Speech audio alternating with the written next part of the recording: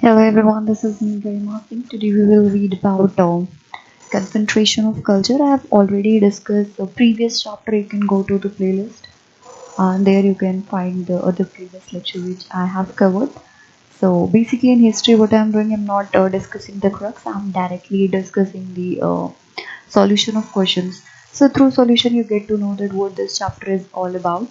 So let's go to the solution of this chapter, that is the theme A, that is confrontation of cultures. So we will discuss about various culture and their confrontation, how they are different, or there is some similarity between them. So let's go to the question section so we can discuss solution of it.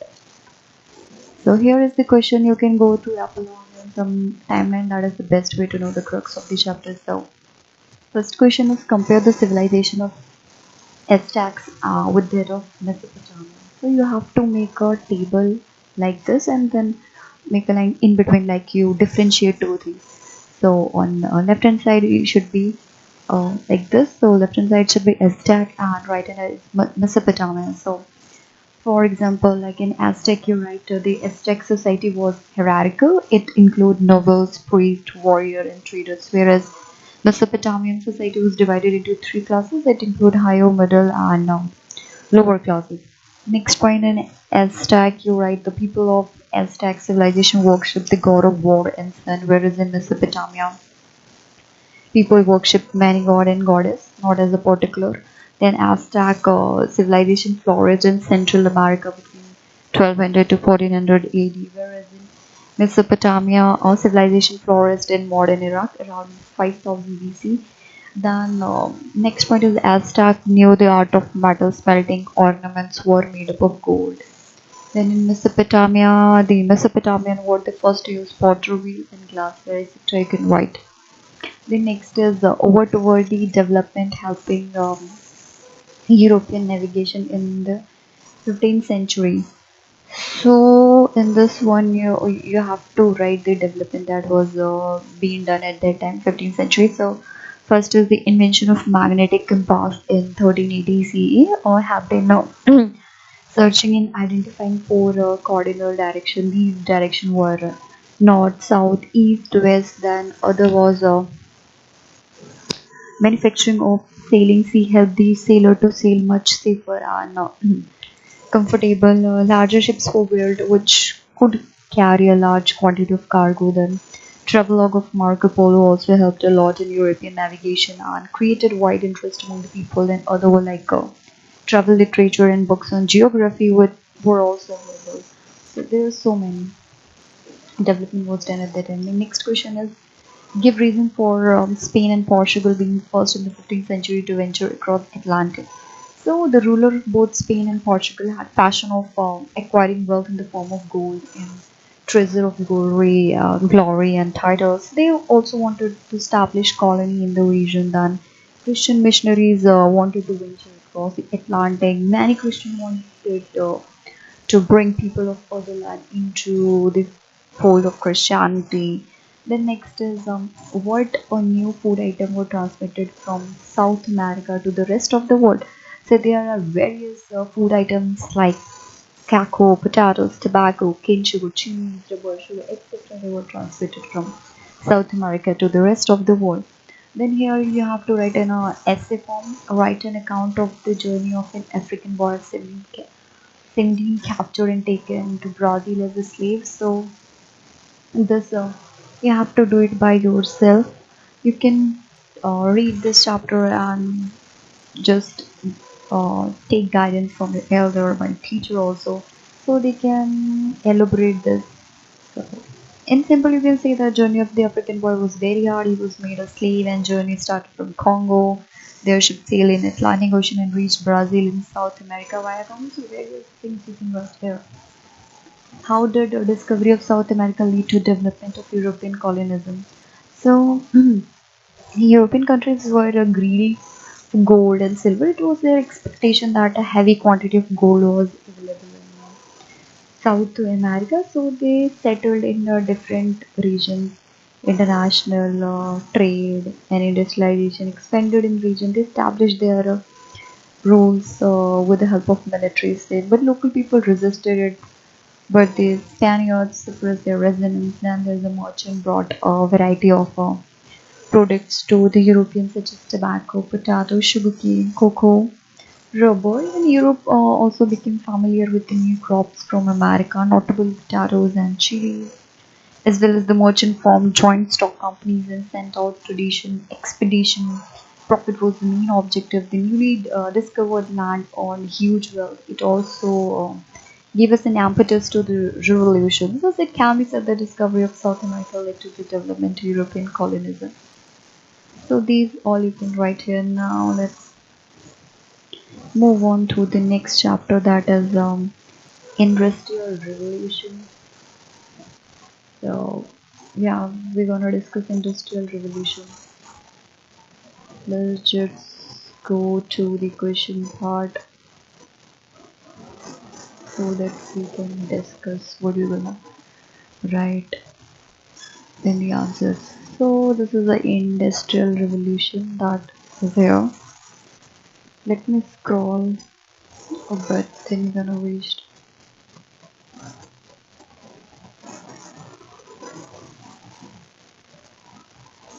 In this, we will discuss about how Britain involved in war from various war that happened at that period of time. As well, we'll discuss about advantage of new development happen at that time. So here it is. How did Britain involvement in war from 1792 to 1815 affect British industry? So in this one, you can write both Britain and France were at war between this time period. The industries of Britain were badly affected with this war. That is why Britain was unable to get capital formation and reinvestment during war period. It had to use borrowed capital to fight rather than reinvestment. Due to war, factories were shut down, trade declined. The prices of essential commodities were very high, so this war affected British industry in many ways. The next is what were the relative advantage of canal and railway transportation? So, advantage of canal transportation, it was the cheapest mode of transportation. It was made easier to transport heavier goods from mine to factories. When a big city and town were linked to these canals, the city people were able to get various essential commodities such as coal, tool items at cheaper. Then advantage of rail transportation is like the use of railway helped in increasing the production of coal and iron industry. It also did a lot of help. Railway helped in carrying heavy goods through various regions of the country. The next is what were the interesting feature of invention of this period. So there are various inventions happen at the time, like at first Abraham Darby brought about a revolution in metallurgical industry. Then Henry Cort designed the puddling furnace and rolling mill to roll purified iron into bars. Then in 1770s, John Wingson made the first iron chair, works for breweries and iron pipes for all size. Then John Kay made the flying settle loom in 1733. It made possible to weave broader fabrics in less time than Edmund Cartwright invented power loom. Then Thomas Savery built a modern steam engine called Miner's Train in 1698 to drain mines. Then James Watt developing a steam engine in 1763 that converted the steam engine from a pump into a prime mover. That's all you can write. Then fourth is indicate how the supply of raw material affected the nature of British industrialization. So, since the 17th century, Britain had been importing bales of cotton cloth from India at exorbitant price, but after the entry of East India Company into India, it began to import along with cloth raw cotton, which could be spun and woven into cloth in England. Till the early 18th century, the process of spinning had been very slow. The spinners were occupied throughout the day, while weavers waited idly to receive yarn. A lot of technological invention closed the gap between the speed and the spinning raw cotton into yarn and weaving the yarn into fabric. So the production shifted from the homes of spinner and weaver to factories. You can write them in fifth is so we were discussing this question. Now, fifth one is how were the life of different classes of British women affected by the Industrial Revolution? So, Women of all the classes began working in factories. It helped them in getting financial independence and self-esteem. Then, but their wages for the same hour of work were low in comparison to those of men. Then industrialization was a blessing in disguise. A number of food items became cheap and were available in abundance. It increased the local status of women in particular. Then women were supposed to observe strict discipline. They were also punished for violation of any discipline. Then sixth is compare the effect of coming of the railway in different countries in the world. So expansion of railway helped the imperialistic countries a lot. Railway became a means of transportation which was available in different part of the world throughout the year. Then they also helped a lot in boosting the process of industrialization. Then they also helped in transportation of heavy goods at cheaper rates, as well as they joined the part of different countries and helped in picking up the material easily. Then they provided a lot of employment opportunity and also accelerated trade and commerce. But it can be said that the coming of railway connected different countries of the world. So we are done with this. In this chapter, here you learn about industrial revolution. So in short, industrial revolution means transportation of industry and economy of a country with quick succession and normal slow rate. As well as the industrial revolution began in England in 18th century. So we have discussed various invention also that even some machineries and technology are developed at the time like flying shuttle, loom, spinning jenny, water frame, steam engine, various. Who coined the term industrial revolution? So George Marquette of France and Friedrich Engels of Germany were the first to use the term industrial revolution. Then political stability, investment, capital formation, entrepreneurship made England the father of industrial revolution. All these four things: political stability, investment, capital formation, and entrepreneurship. Then there is a agriculture revolution also. It was related to the promotion of agrarian economy or countryside development. I'm discussing what in this chapter we have read. Then there is various things we have been read in this chapter. Now let's move on to the next chapter, that is displacing indigenous people. So we will directly discuss the question and answer of this chapter.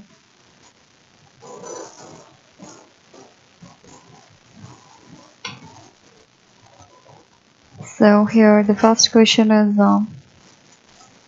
comment on any point of difference between the native people of South America and North America. So owing to topographical difference, South Americans were hunter-gatherers, agriculturists and herders. They were simple people contented with their means. In North America, native people used to live in abandoned villages along the river valley. They eat fish and meat and cultivated vegetable and meats. The native of South America maintained empire while the native of South America did not maintain it. Then, other than the use of English, what other feature of English economic and social led to you notice in 19th century USA? So, in the 19th century, the landscape of America changed immensely. The European treated the land in different ways. Some of the migrants from Britain and France were eager to have their own land in America. In their prairie grassland, in the prairie grassland, people from Poland were happy to work. They wanted to buy huge properties at low cost. They cleared land and developed agriculture. They introduced crops which could not grow in Europe and therefore could be sold for profit. To protect their farms, they hunted wild animals. With the invention of barbed wire in 1873, they felt totally secure. Then, what did the frontier mean to the Americans? So, the conquest and purchase of land by Americans resulted in the extension of boundaries. The native of America were compelled to move accordingly. The boundaries where native reached was known as frontier. Then why was the history of Australian native people left out of history book? European settlers and native people increased on the issue of land after the emergence of North America. They were displaced by the European. Early settlers were convict, deported from England. Hence, they were unknown to the area. They had not even their own tradition in history. Nothing has been written in American and Australian history textbook about the native peoples. I mean, that is why the Australian native people were left out of history. It could be made possible from the decade of 1960 that native people started keeping their records.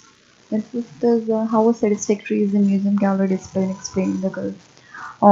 So in this one, a museum gallery display the culture of people in various ways. Like in museum, we seek information regarding dialects, languages, remains of pots, sepulchres, ornaments, other things are displayed as well as books, research papers, survey reports, and work of historian and archaeologists are kept in gallery of museum. Then icons of ancient period, the theology in its basic form, and coin are also found in the museum. In fact, the museum is a storehouse of all the things symbolizing culture of human being from a prehistoric period to the present. These things display culture of the respective period.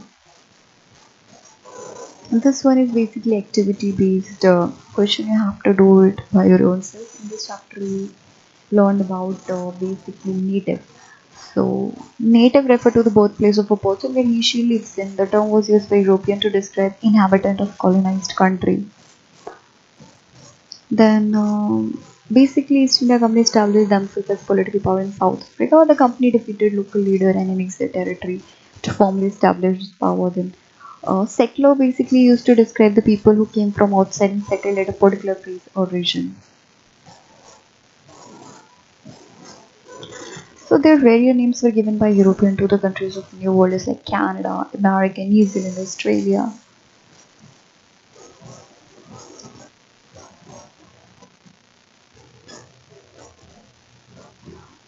There are other used to describe the native people of New World, like that I've said, are Aboriginal, First Nations people, Indigenous people, Native American, Red Indians, various. There's the life of native people of nomadic is like they spoke various languages. They believed that time moved in cycle. They could understand the climate and different landscapes. So these are the things. Let's move on to the last chapter, that is path paths to modernization. Let's move on to the question and answer of this chapter. Mhm. So this was the conclusion. Here's the question: what were the major development before the Meiji Restoration that made it possible for Japan to modernize rapidly? So there's various points like peasants were not allowed to carry arms, for only samurai could carry swords now. Growth of population led to the growth of commercial economy. Then effort were made to develop skill, silk industry. People developed reading habits. The export of precious metal restricted. The theater and art were patronized in town. Land survey were made. The next is discuss how daily life was transformed as Japan developed. Earlier in Japan, the patriarchal household system prevailed in it. Many generations lived together under the control of head of the family. New ideas of the family spread. People became more affluent. The new home was a nuclear family where husband and wife lived together. The new concept of domesticity generated demands for new types of domestic goods in new form of farming. Then how did the Qing dynasty try and meet the challenge posed by the Western power? The Qing dynasty could not meet the challenge posed by Western power. They utterly failed. The Qing dynasty also demanded change in country, but they also failed in endeavor.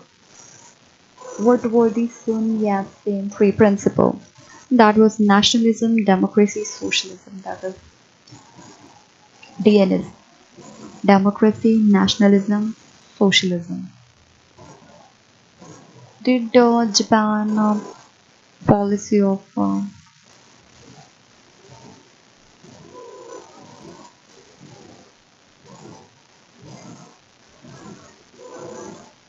did Japan policy of rapid industrialization lead to war with its neighbor and restoration and destruction with the environment?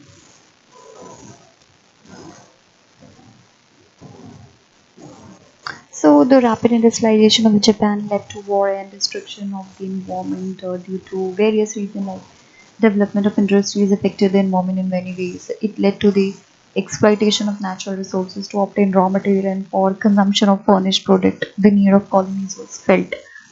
Then, do you think that Mao Zedong and the Communist Party of China was successful in liberating China and laying the basis for its current success?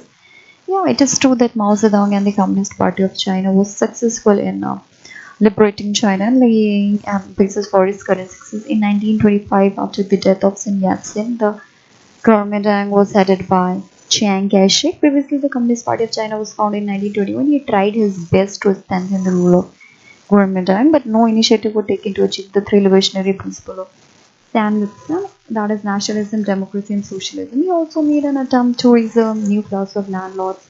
They always exploited the peasantry. Mao Zedong, a communist leader, formed the Red Army. It was formed to strengthen the peasant movement. He became its chairperson in 1930. He also started a guerrilla war against Chiang Kai-shek army. He defeated Chiang army 4 times, but for the fifth time he left the idea of war and started the Long March. Mao Zedong formed a communist front against Japan in 1935. It was his opinion that his struggle against Japan would make his mass movement more effective. He suggested that a united front be formed in collaboration with Red Army. But Chiang completely denied his proposal and was imprisoned by his own soldiers. The increasing power of Mao Zedong worried Chiang Kai-shek. He was not interested in working with him. Even then, he came with Mao in the war against Japan. After the end of war, Mao put the proposal of coalition government before Chiang, but he declined. Even Mao continued struggle and was elected the chairman of Chinese government. So Chiang Kai-shek was worried about increasing power of Mao Zedong. After many persuasion, he became ready to stand by Mao against Japan. In 1949, Chiang fled to Formosa to seek asylum. Mao was elected the chairman of the Chinese government. He held his office till his death. So here's like various questions like why did Britain sign the Anglo-Japanese Treaty of 1902? So Britain signed the Anglo-Japanese Treaty of 1902 to check Russian influence in China. By signing this treaty, Japan was also recognized as an imperialistic power. Then Dr. Sun Yat-sen was the president of Chinese Revolutionary. The three guiding like national democracy and socialism. Shoguns were ruler in the name of emperor. They enjoyed the right of kings and the power to control over cities. So basically, we have discussed this part 2 modernization. Here we discussed about the major development at that time. We read about Mao Zedong. We discussed about Sun Yat-sen, three principle and various things, as well as Mao Zedong question. So we are done with this question. If few questions are left, you have to do by rules. You can write down in comment section also if you have any queries related to this. If you guys want the crux of it, I will prepare, but when I'm done with this solution of this chapters, all history chapters. That's for today. Next lecture we will read about history of other class. So thank you. That's for today.